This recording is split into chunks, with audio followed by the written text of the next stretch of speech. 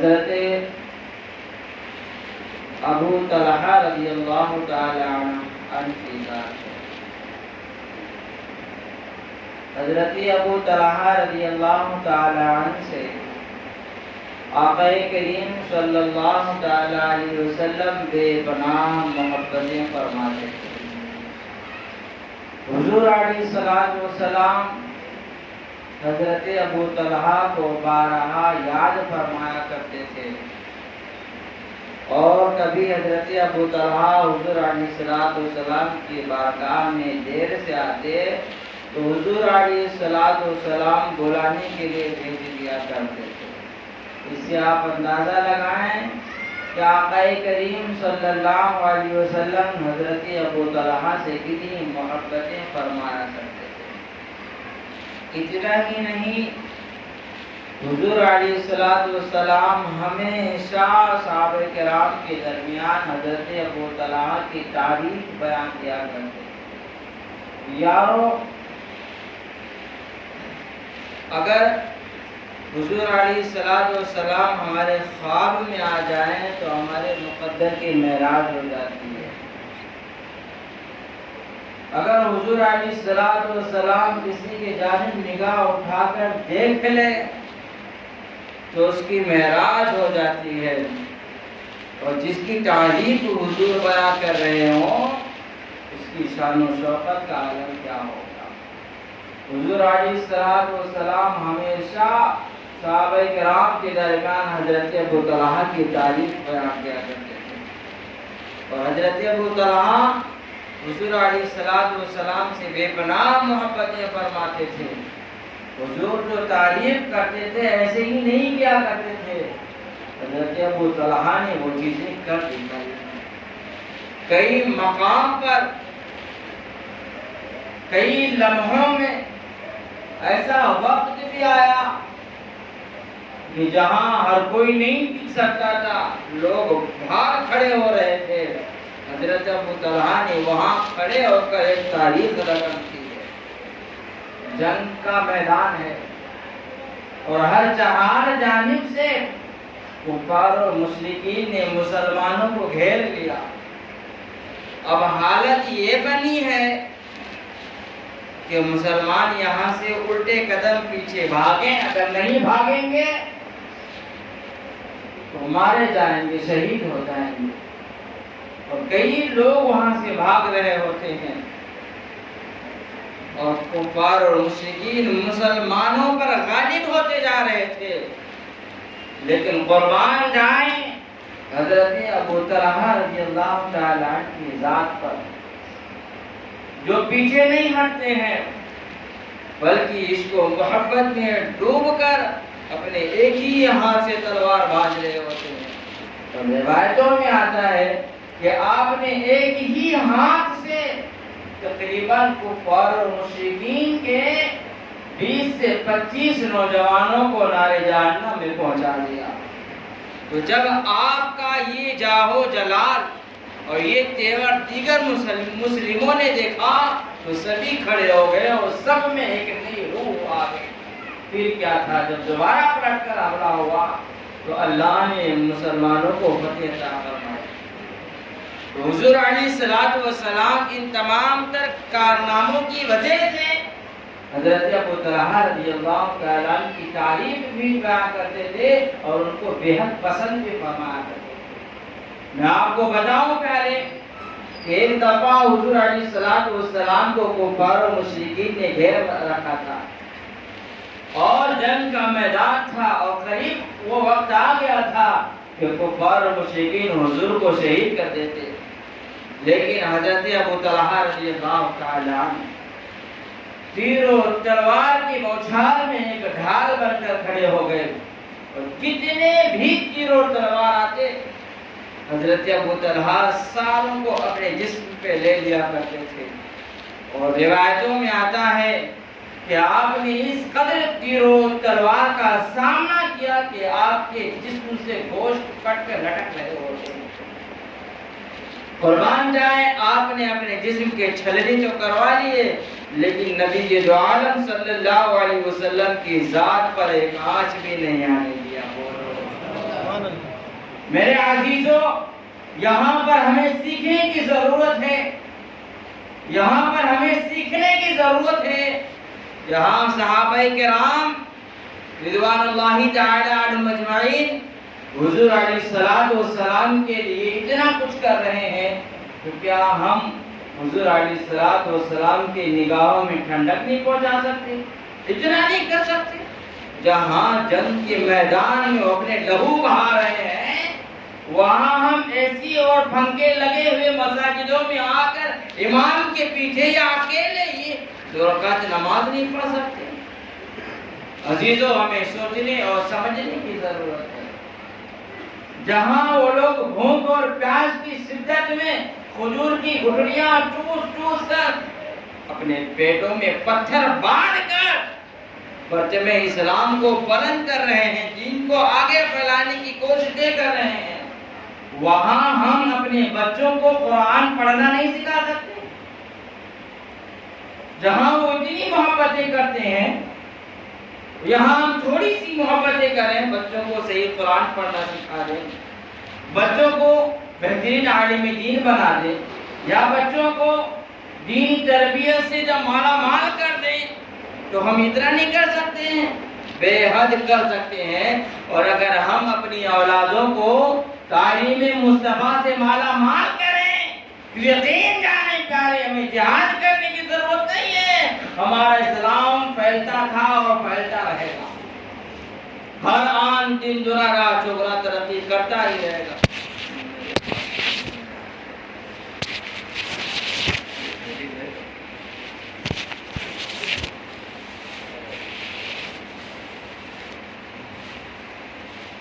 میرے عزیزوں،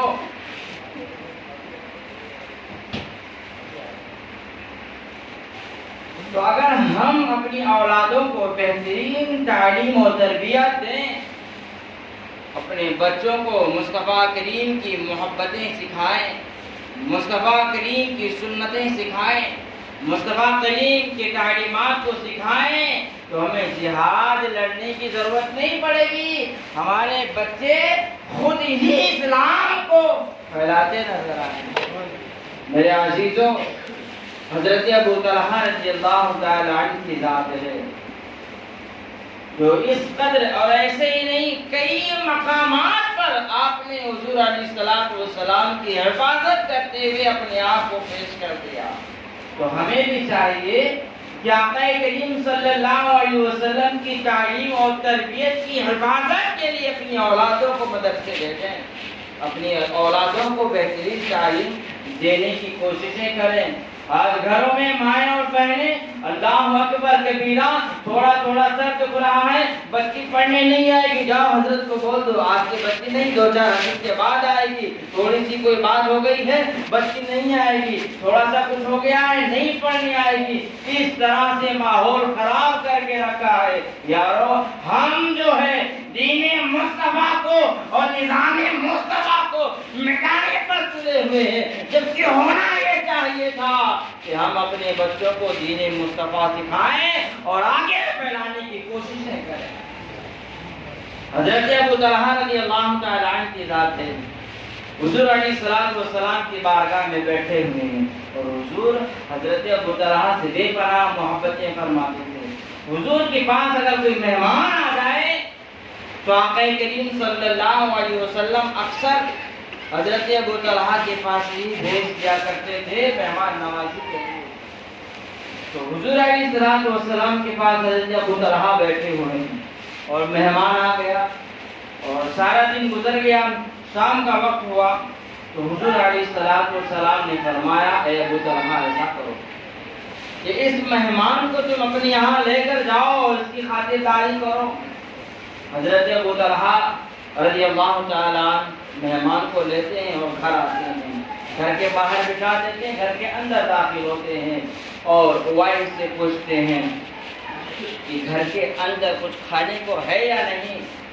تو وائف کہتی ہیں کہ اے میرے شریک حیات، گھر میں کھانے کے لیے کچھ بھی نہیں ہے، تھوڑا سا کھانا ہے، وہ بھی ہم نے بچے کے لیے رکھا ہے۔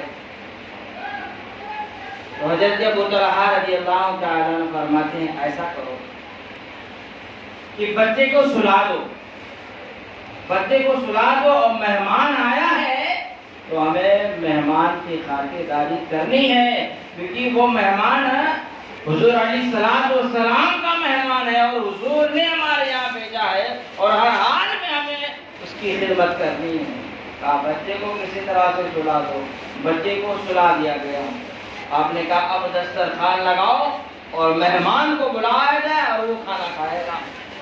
دسترخوان لگا دیا گیا، مہمان بھی بیٹھ گیا، لیکن اب مہمان جو ہے اکیلا کھانے کو تیاری نہیں، کہتے میں نے آپ بھی کھائیے، جبکہ حال یہ ہے کہ اتنا ہی کھانا ہے کہ ایک ہی آدمی کھا سکتا ہے، اور دو لوگ بیٹھ گئے تو دونوں کا پیٹ نہیں بھرے گا، اور مہمان کا پیٹ بھرنا ضروری تھا۔ تو حضرت ابو طلحہ کشمکش میں پڑ گئے، کہیں نہیں آپ کھائیے، میں بیٹھا ہوں کھائیے، لیکن مہمان نہیں کھاتا۔ حضرت ابو طلحہ نے اپنے وائف کو اشارہ کیا، ایسا کرو کہ ایک برتن لاؤ مجھے بھی دو، اور جو ہے چراغ کو بجھا دو، جب اندھیرا ہو جائے گا تو میں مہمان کے سامنے کھانا کھانے کا ایک ایکٹنگ کروں گا، مہمان کو لگے گا کہ میں کھا رہا ہوں، ہاتھ چلے گا، منہ چلے گا، مہمان کو لگے گا میں کھا رہا ہوں، اور اس طرح سے مہمان اچھی طرح سے کھا لے گا۔ میرے عزیزوں ایسا ہی ہوا، چراغ بجھا دیا گیا، اور حضرت ابو طلحہ ایکٹنگ کرتے رہے، اور وہ مہمان شکم شیر ہو کر کھا لیا، اور پھر اس کے لیے بہترین بستر لگا دیا، مہمان سو گیا۔ صبح کی سفیدی نمودار ہوئی، فجر کی نماز کے بعد حضور علیہ السلام کی بارگاہ میں پہنچے۔ حضور علیہ السلام نے حضرت ابو طلحہ کو دیکھا تو دور سے ہی مسکرا پڑے، اور حضرت ابو طلحہ جب حضور علیہ السلام کے قریب پہنچے تو حضور نے فرمایا ابو طلحہ تم خاموش رہو، تھوڑا دیر پہلے ابھی میرے پاس حضرت جبریل امی آئے تھے، اور تمہارے گھر کا اور تمہارے گھر کی ایک ایک داستان مجھے سنا کر گئے ہیں، یعنی رات تمہارے یہاں کیا ہوا اور تم نے کیسے ایکٹنگ کیا مجھے بخوب علم ہے۔ میرے عزیزوں کیا شان ہے امام الانبیاء کی، رسول اعظم صلی اللہ علیہ وسلم کی، کہ کسی صحابی کے یہاں کیا ہو رہا ہے آپ کو بہت اچھی طرح سے علم ہو جانا چاہتا تھا۔ حضرت ابو طلحہ رضی اللہ تعالی عنہ کے پاس ایک باغ تھا، اور کئی صحابہ کرام ایسے تھے مدینہ منورہ میں جو صاحب باغ تھے، اس کے پاس ایک سے ایک باغ تھے۔ حضرت ابو طلحہ کے پاس بھی ایک باغ تھا، اور آپ کا باغ تمام لوگوں کے باغ سے کافی زیادہ مختلف اور ہٹ کر کے تھا۔ آپ کے باغ میں ایک ہی قسم کے درخت نہیں تھے، بلکہ کئی قسم کے الگ الگ درخت لگے ہوئے تھے، اور اتنا ہی نہیں، حسین و جمیل پرندے چڑیا آپ کے باغ میں رہا کرتی تھی، اور بہترین نہر آپ کے باغ میں موجود تھا۔ آپ جو ہے ہمیشہ اپنے باغ میں جایا کرتے تھے، اور وہی باغ جو ہے آپ کے ایک ذرائع آمدنی تھا، اسی سے آپ کا خرچہ چلا کرتا تھا۔ تو حضرت ابو طلحہ رضی اللہ تعالی عنہ اپنے باغ میں غالباً ظہر کی نماز ادا کر رہے ہوتے ہیں کہ اتنے میں ایک خوبصورت پرندہ آپ کے سامنے آ جاتا ہے، اور وہ زور زور سے آوازیں کرنے لگتا ہے، اور اس کی آواز بڑی سریلی ہوتی ہے، رنگ بھی بڑا خوبصورت ہوتا ہے۔ اللہ نے ایک سے ایک مخلوقیں بنائی ہیں، تو ایک پرندہ آپ کے سامنے آ گیا تو آپ نماز پڑھ رہے ہوتے ہیں، اور آپ کی توجہ اس پرندے کی جانب ہو جاتی ہے۔ کبھی کبھار ایسا ہو جاتا ہے لوگوں کے سامنے، مثال کے طور پر آپ لوگ ابھی سامان کر رہے ہیں، لیکن کہیں کھٹ سے آوازیں سارے لوگ ادھر ہی دیکھنے لگتے ہیں، ہو جاتا ہے ایسا کبھی کبھار۔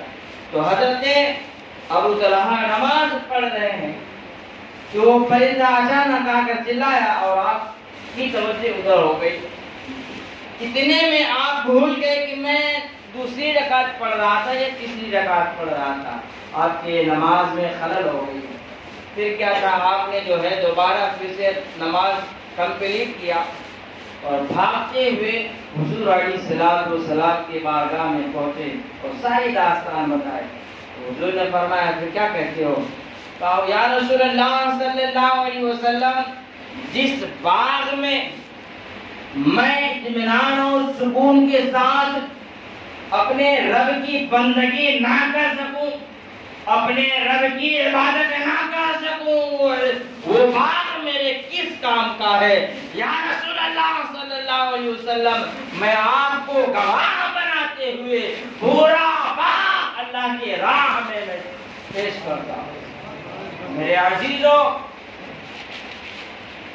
یہ ہیں صحابہ کرام اور نمازوں سے محبت۔ اگر کوئی چیز ان کی عبادت میں خلل پیدا کرے، اس کو جڑ سے نکال دیا کرتے تھے، جڑ سے اٹھا کر سائڈ میں کر دیا کرتے تھے۔ یہ ان کی تھی نمازوں سے محبتیں، چاہے باغ ہو، چاہے دولتیں ہوں، چاہے اولادیں ہوں، کوئی بھی ہو، اگر ان کی عبادت میں، ان کی تقوی و پرہیزگاری میں رکاوٹیں پیدا کرتی ہے تو وہ یہ نہیں سوچتے تھے یہ میری اولاد ہے، یہ میرا عزیز باغ ہے، یہ میرا یہ جو انوکھا دولت ہے، اسے فوراً راستے سے ہٹا دیا کرتے تھے۔ سیدنا صدیق اکبر رضی اللہ تعالی عنہ کی ذات ہے، جنگ کے میدان میں جوان بیٹا، کڑیل جوان بیٹا نگاہوں کے سامنے ہے۔ بیٹے نے کہا ابا حضور، میں نے آپ کو اس لیے چھوڑ دیا تھا کہ آپ میرے باپ ہیں، ورنہ آپ تو میرے تلوار کے نیچے آ گئے تھے اور میں ذرا سا بھی اشارہ کرتا تو آپ شہید ہو جاتے۔ تو حضرت سیدنا صدیق اکبر رضی اللہ تعالیٰ فرماتے ہیں، اے میرے بیٹے سن لے، یہ جو تو تھا جو تو نے چھوڑ دیا، اگر میری تلوار کے نیچے تو آتا تو میں تجھے اپنا بیٹا سمجھ کر نہیں چھوڑتا، بلکہ گستاخ رسول سمجھ کر تیری کھوپڑی اڑا دیتا۔ اے میرے عزیزو، یہ صحابہ کرام کی سیرت ہے، ان کی محبت میں، ان کی عبادت میں، ان کی تقوی میں، ان کی پرہیزگاری میں کوئی بھی چیز خلل ڈالے اس کو جڑ سے نکال کر پھینکا کرتے۔ اور آج ہمارا حال یہ ہے، ہر ایک چیز کو ہم نے اپنے دامن میں پناہ دے رکھی ہے۔ سب سے بڑی بیماری یہ موبائل کی لگی ہوئی ہے، سب سے بڑی بیماری موبائل کی لگی ہوئی ہے۔ یہ موبائل ہمیں کم نمازوں میں خلل پیدا کرتی ہے۔ خود جس کی موبائل ہے اس کی نماز میں جو خلل پیدا کرتی ہی ہے، آجو باجو جو نماز پڑھ رہے ہیں ان کی نمازوں میں بھی خلل پیدا کر دیتی ہے۔ اسی طرح سے یہ تو نماز ہے یار، اچھے خاصے عقل مند شعور مند نوجوان لوگ بھی مسجد میں آ کے جو عجیب طریقے سے حرکتیں کر جاتے ہیں کہ آجو باجو والوں کی نمازوں میں خلل پیدا کر دیتے ہیں۔ اے لوگوں، مسجدوں میں جب آؤ تو ایسے آؤ، ایسے آؤ جیسے کہ تمہارے آگے پیچھے ہر جہاں جانب نمازی ہیں، اپنے ایک ایک قدم کو سنبھال کے رکھا کرو۔ آپ کی ایک ایک حرکتیں کسی نمازی کے نماز میں خلل پیدا کر سکتی ہیں۔ مثال کے طور پر میرے عزیزوں، میں نے دیکھا ہے بہت سارے نوجوان ایسے ٹی شرٹ پہن کے نماز پڑھنے کے لیے آ جاتے ہیں جن کے ٹی شرٹوں پر وہ کچھ چھپا ہوا ہوتا ہے جو ان کے دل میں چھپا رہتا ہے۔ یعنی ہیرو ہیروئن ان تمام لوگوں کے یا فٹ بالر کرکٹر کے فوٹو چھپے ہوئے ہوتے ہیں، جو ان کے دل میں ہوتا ہے ان کے کپڑے میں بھی ہوتا ہے، اور چھپا ہوا ہوتا ہے آگے کھڑے ہو جاتے ہیں۔ تو ان کی خود کی نماز تو گئی، آجو باجو میں جو ہے ان کی بھی لے گئے۔ تو یہ تمام حرکتیں ہیں، ہم تمام کو چاہیے پیارے ان تمام چیزوں سے پرہیز کریں، اور جو چیزیں ہماری عبادتوں میں خلل ڈالتی ہیں ان کو جڑ سے نکال کے پھینکنے کی کوشش کریں۔ میں یہ نہیں کہتا کہ موبائل بری چیز ہے، موبائل بہت اچھی چیز ہے، موبائل اچھی چیز ہے، لیکن اس کو اچھی طرح سے استعمال کیا جائے۔ بہت سارے لوگ استعمال کرتے ہیں الحمدللہ، لیکن اسے اچھی طرح سے استعمال کیا جائے۔ بہرکیفیت میں آگے پڑھوں گا۔ تو حضرت ابو طلحہ رضی اللہ تعالی عنہ نے اپنا پورا باغ اللہ کے راہ میں صدقہ کر دیا۔ اسی طرح سے آپ دیکھیں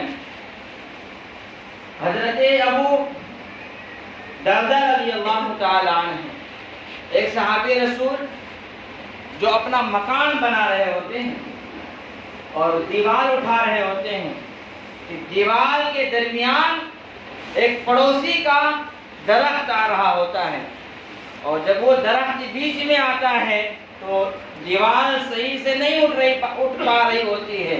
اب حالت یہ ہو گئی تھی کہ درخت کو کاٹا جائے یا دیوار ٹیڑھی کر کے لے کے جایا جائے، مکان ٹیڑھا ہوگا، مکان صحیح نہیں بن پائے گا۔ تو صحابی رسول کافی زیادہ پریشان تھے۔ تو جس کا وہ درخت تھا اس مالک سے کہتے ہیں کہ جو اس درخت کو مجھے بیچ دے یا پھر مجھے صحیح سے جو ہے دیوار اٹھانے دے۔ وہ کہتا ہے نہیں، میں کچھ نہیں کرنے دوں گا، میرا درخت جہاں ہے ویسے ہی رہے گا، تم کچھ نہیں کرنا، تم کو جیسے اپنا دیوار اٹھانا ہے اٹھا لو۔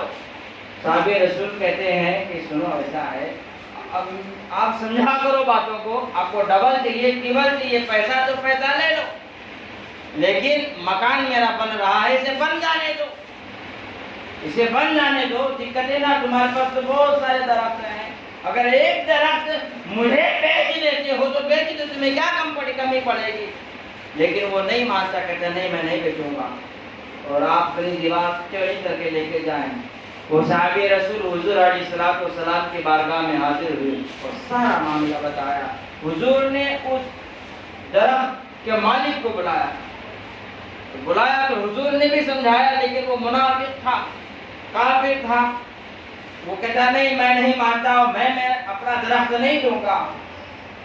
تو حضور علیہ السلام نے فرمایا سن، تو اپنا درخت دے دے، جو رقم ہے وہ رقم لے لے، اور اس کے بدلے میں تجھے اللہ تعالی جنت میں ایک ایسا درخت عطا فرمائے گا جس کی چھاؤں میں ایک گھوڑا 100 سال تک کے دوڑتا رہے گا، پھر بھی اس کی چھاؤں نہیں ختم ہوگی، اتنا لمبا چوڑا وہ درخت ہوگا۔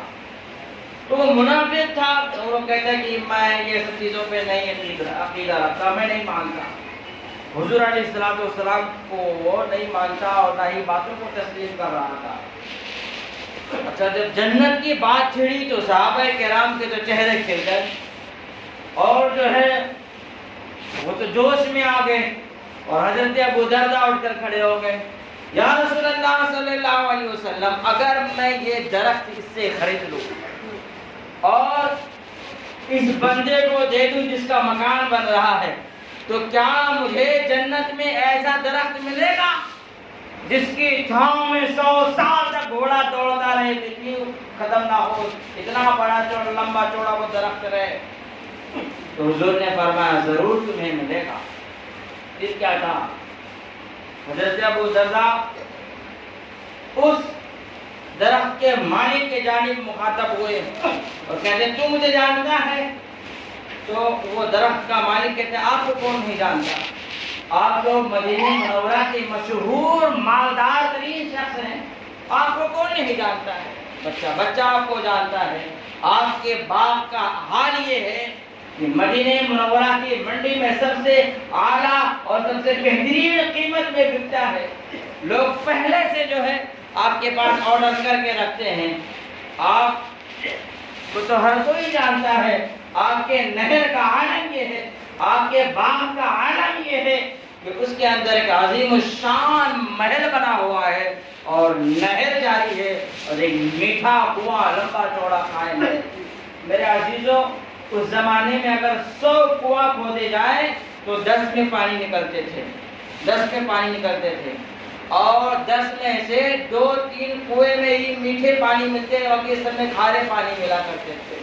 تو حضرت ابو دردہ رضی اللہ تعالیٰ عنہ کے باغ میں جو کنواں تھا وہ میٹھے پانی کا کنواں تھا،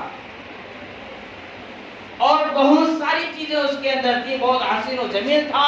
لوگ دور دور سے اس باغ کو دیکھنے آتے تھے، سیر و تفریح کرنے کے لیے آیا کرتے تھے.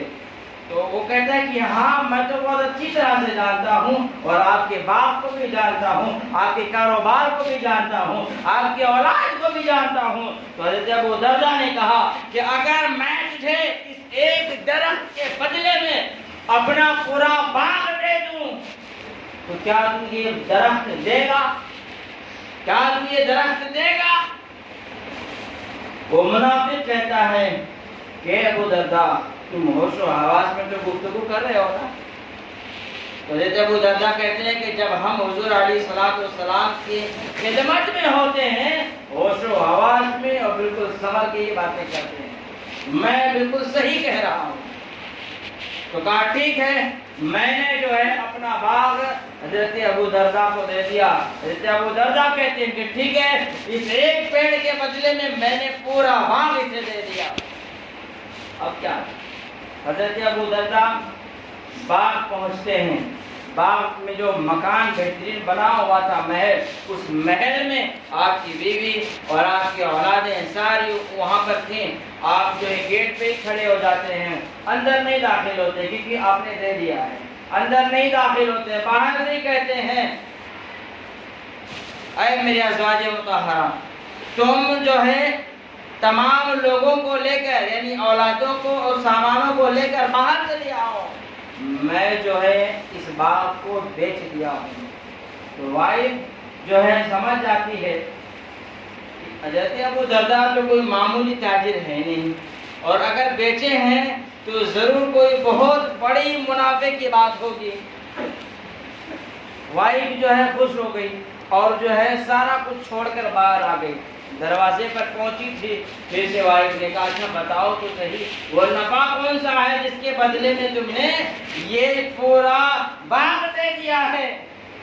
تو حضرت ابو درداء رضی اللہ تعالیٰ فرماتے ہیں کہ میری ازواج سن لو، میں نے جو ہے اس پورے باغ کو ایک ایسے درخت کے بدلے میں بیچ دیا ہے جو درخت کی جنت میں اتنا وسیع اور عریض ہے، جس کی چھاؤں میں گھوڑا دوڑتا رہے 100 سال تک دوڑتا رہے، پھر بھی اس کی پرچائی ختم نہیں ہوگی. میں نے اتنا بڑا درخت خریدا ہے. وائف کہتی ہے اے میرے شوہر نامدار، ابھی تک کہ تو میں یہ سمجھتی تھی کہ تم دنیاوی تاجر بہت ہی خطرناک ہو، لیکن دنیاوی تو چھوڑو تو تم آخرت کے بھی بہت بڑے تاجر نکلے.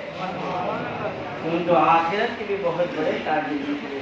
میرے عزیزوں، میرے دوستوں، وقت بہت ہی کم ہے، میں اپنے گفتگو کو یہیں سمیٹوں گا اور بس اتنا کہنا چاہوں گا پیارے کہ جو چیز آپ کی عبادت میں خلل پیدا کرے اس چیز کو اپنی زندگی سے ہٹانے کی کوششیں کرو اور عبادت کے جانب آنے کی کوششیں کرو. بالخصوص اپنے دل کو پاک اور صاف کرنے کی کوششیں کرو. اگر کوئی مکان یا کوئی چیز گندی ہو جاوے تو اسے صاف کرنے کے لیے کئی لوگ آ جاتے ہیں، لیکن دل جب گندا ہوتا ہے تو اسے جانباز اور بہادر لوگ ہی صاف کر پاتے ہیں.